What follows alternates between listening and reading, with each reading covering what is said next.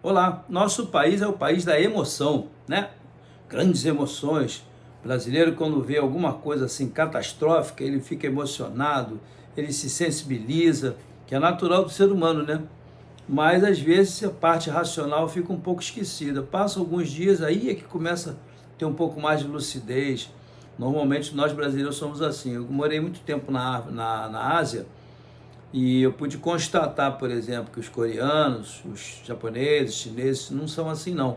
Eles têm um comportamento assim frio, entre aspas, calmo, em que eles colocam o cérebro dele para funcionar muito bem no momento que a coisa está mais difícil. E tem um outro detalhe, eles lidam muito com prevenção, né? Então esse aqui é um assunto que eu quero conversar com você. O que é prevenção? Sobre tudo que está acontecendo aí no futebol brasileiro. Antes de nós batermos esse papo, eu gostaria que você se inscrevesse no meu canal e que você desse o like ou o dislike, que você compartilhasse com seus amigos esse bate-papo que nós vamos ter aqui no menor tempo possível para não sobrecarregar muito o seu ouvido. Bom, por que eu falei sobre emoção? A seleção brasileira tomou esse sacode da seleção da Argentina e isso causou assim um trauma muito grande. Vocês lembram muito bem que quando aconteceu aquilo com a Alemanha, eu estava na Coreia do Sul.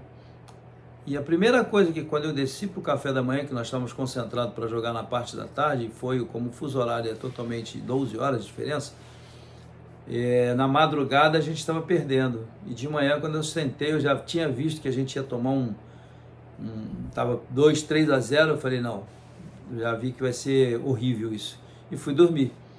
Aí de manhã eles me encontram com aquela cara de satisfação, né? Tipo, pô, o que aconteceu? Então, assim, a frieza com que as pessoas, os asiáticos, tratam determinados assuntos, ela me trouxe muita experiência nesse sentido. Então, se você comparar o que aconteceu naquele jogo da Alemanha, como pareceu agora, o sintoma é muito parecido. Evidentemente que era uma Copa do Mundo dentro do Brasil, é totalmente diferente. Mas, por analogia, o sintoma ele é muito parecido.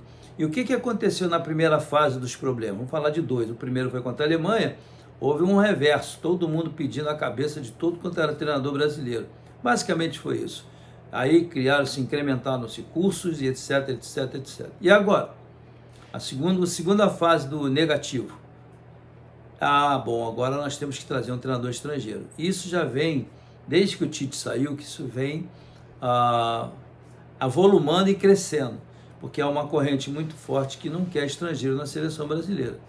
Eu, particularmente, prefiro um brasileiro e vou sempre preferir, porque eu sou brasileiro, minha bandeira é Brasil, e nós exportamos jogadores para fora, etc., mas nós somos brasileiros e eu acho que nós temos que valorizar muito isso.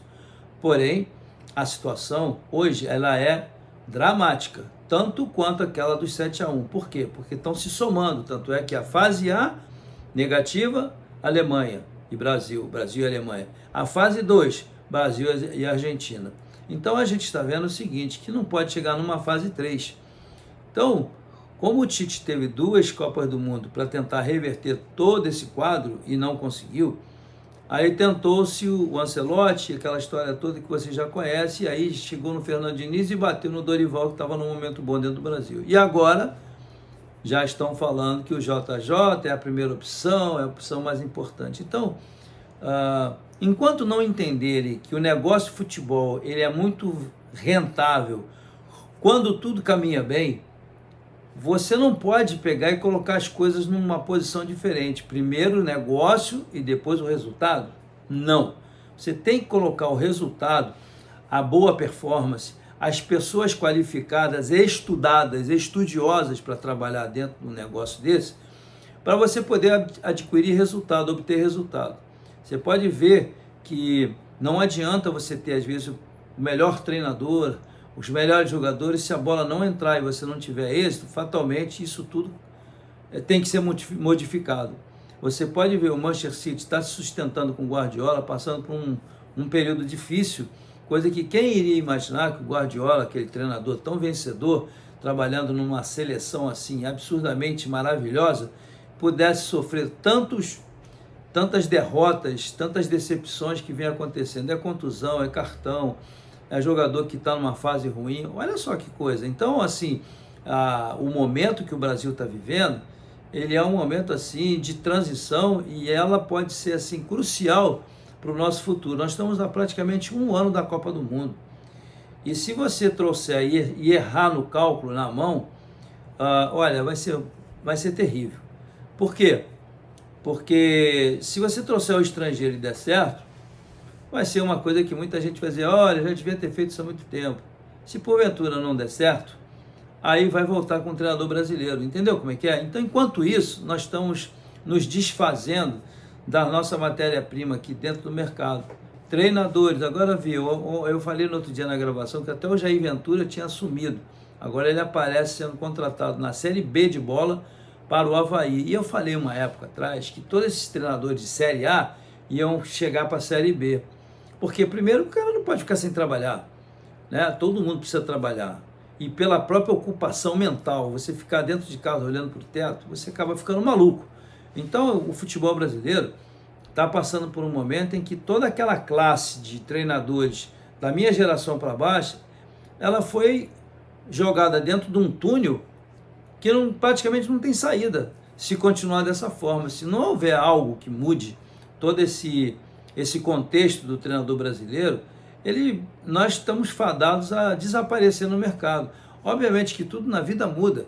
E outra coisa, nós temos que ter uma associação mais fortalecida para poder conversar esse assunto com a CBF, conversar com as entidades responsáveis por trazer os treinadores, entendeu? Então o Brasil está eliminando os jogadores e eliminando treinadores, e nessa sequência tem várias pessoas da comissão técnica que acompanham. Então o momento do Brasil é muito delicado, precisa ganhar uma Copa do Mundo com urgência, da forma como está.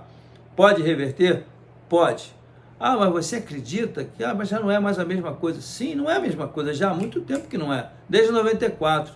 Bom, aí veio 2002, melhorou. Mas a qualidade do jogador brasileiro sempre foi a diferença, não é só o treinador é uma pequena contribuição.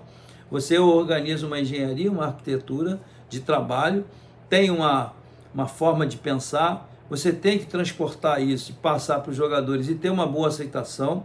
E daí para frente você começar a difundir um trabalho que ele possa ser consistente e que os atletas tenham o prazer de se reunir para defender uma camisa tão importante e tão carismática como é a camisa da seleção brasileira. E nós não podemos perder na nossa base a sabedoria de estimular os nossos jogadores a gostarem de botar uma camisa amarela. Nós não podemos deixar que isso aconteça, porque a nossa seleção brasileira, o Pelé, sempre foram assim articuladores da nossa imagem no exterior. O Brasil é só samba, futebol, Pelé, era esse o papo.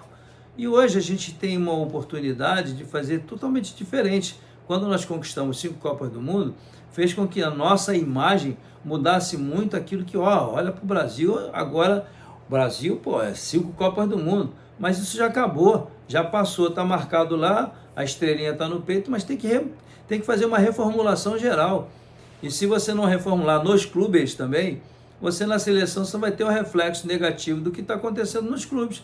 E a gente está cansado de falar aqui a mesma coisa.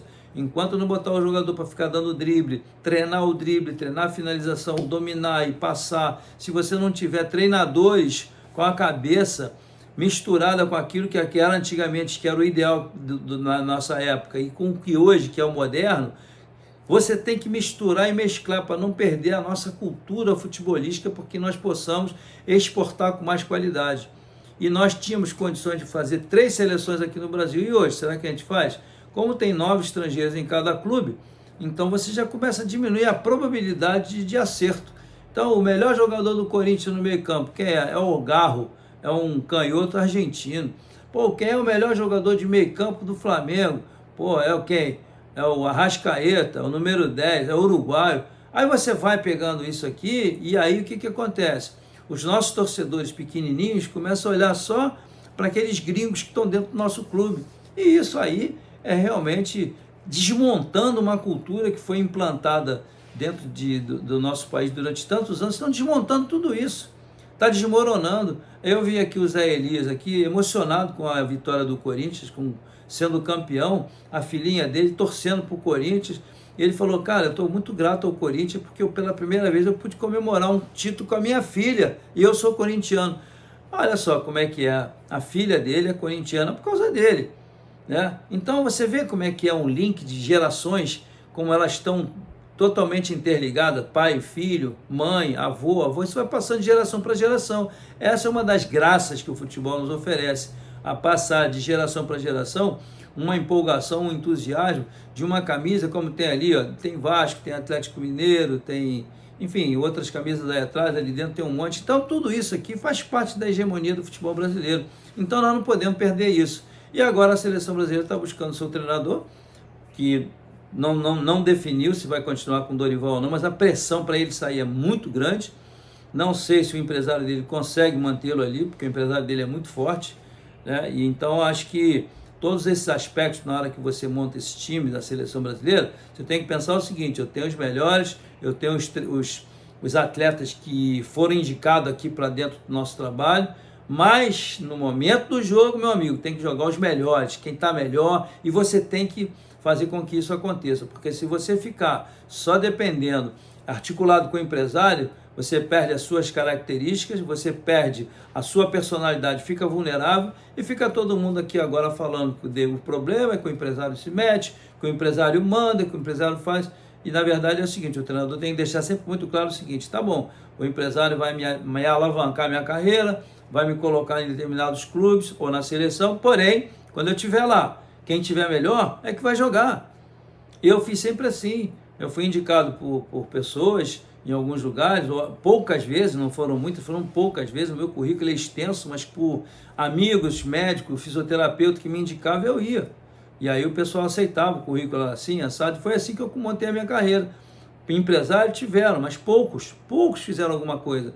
Então, você tem que entender o seguinte: se te der uma maçã, e eu falava assim, ó, essa maçã tem que virar jaca, você tem que se virar para virar uma jaca.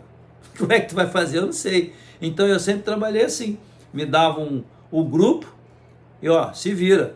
Eu fiz assim no Atlético Paranaense, fiz assim no Atlético Mineiro, olha, quantas e quantas vezes, eu trabalhei em 36 clubes mais ou menos. Raramente eu indiquei alguém, quando eu indicava eram 1 ou 2 atletas só. Os outros atletas eram indicados por empresários, por pessoas que estavam diretamente conectadas com a diretoria. Então, eu sempre dei um jeito de fazer o quê?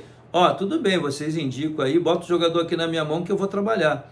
Era uma maneira de eu também me isolar um pouco daquele comando. Olha, bota o meu jogador, hein? Bota o meu jogador porque eu te botei aí. Então, essa também pode ter sido uma maneira que me atrapalhou um pouco.